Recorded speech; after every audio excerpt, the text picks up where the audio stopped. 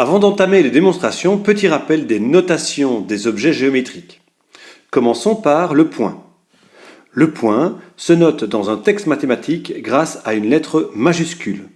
Dans ce cas-ci, le point A. Nous pouvons voir aussi sur le dessin le point B et le point C. À chaque fois, nous utilisons une lettre majuscule. Ensuite vient la droite. Deux notations possibles.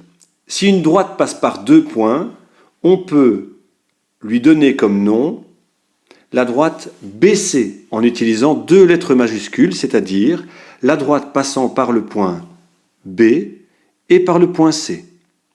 Deux lettres majuscules l'une à côté de l'autre désignent une droite. Si une droite ne passe pas par des points particuliers, on peut aussi utiliser pour la nommer une lettre minuscule. Dans ce cas-ci, la droite D.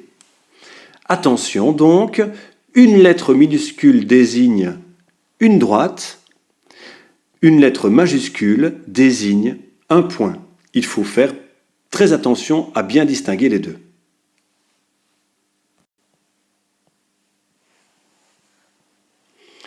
Passons à la demi-droite. Voici une demi-droite. Elle est d'origine A, passe par le point B et se poursuit après le point B. Pour cela, on utilise deux lettres majuscules, le point d'origine et le point de passage, et on installe un crochet du côté du point d'origine. Cette expression signifie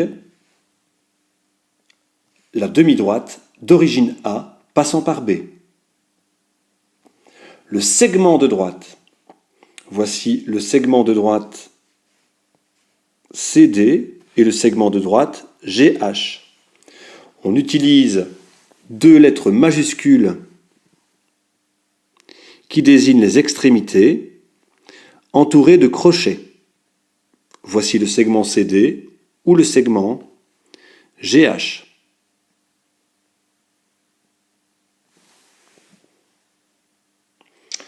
Vient ensuite la longueur d'un segment. Pour désigner la longueur du segment CD, on écrira CD entre deux barres.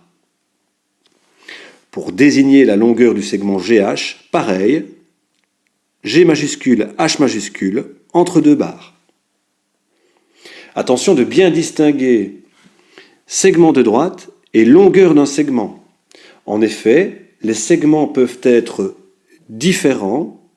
Sur le dessin, nous voyons bien deux segments différents, mais avoir la même longueur. Continuons avec d'autres objets mathématiques. L'angle et son amplitude.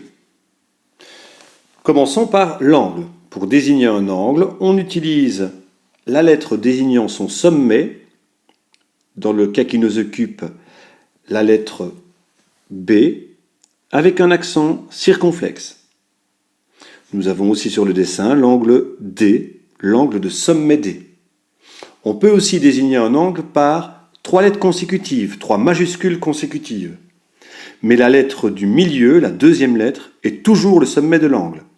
Par exemple, l'angle B peut être désigné comme étant l'angle ABC, avec un accent circonflexe.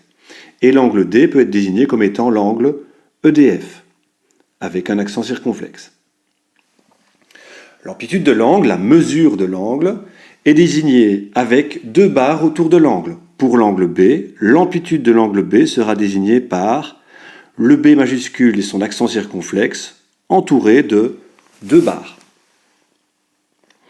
L'amplitude de l'angle D, pareil, D majuscule, accent circonflexe, deux barres.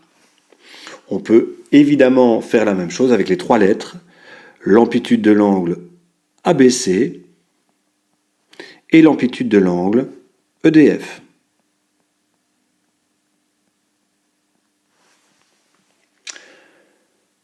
Comme pour le segment et sa longueur, nous allons bien faire attention de bien distinguer les angles. Les angles sur le dessin sont différents. Par contre, ils ont la même amplitude. Bien distinguer, la notation de l'objet angle et de son amplitude. Continuons avec les figures. Pour désigner des figures, on utilise les lettres qui correspondent à ces sommets. Petit exemple, le triangle ABC. On utilisera donc 3 lettres majuscules qui se suivent, le triangle ABC. Pour le pentagone, nous utiliserons donc les majuscules des sommets. Le pentagone sera désigné par exemple, DE, F, G, H.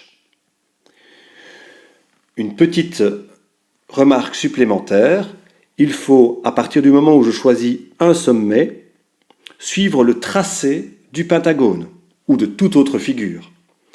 Si la première lettre est D, je peux désigner le pentagone comme étant D, E, F, G, H ou D, H, G, F, E. Mais je dois toujours suivre le tracé de la figure. Le pentagone ne pourrait pas, par exemple, s'appeler D, F, H, G, E, car je ne suis pas le tracé de ce pentagone. Enfin, le cercle est désigné par, en général, un C majuscule, et en indice, c'est-à-dire en dessous de ce C, on indique les éléments caractéristiques du cercle, c'est-à-dire son centre, K, et son rayon, R.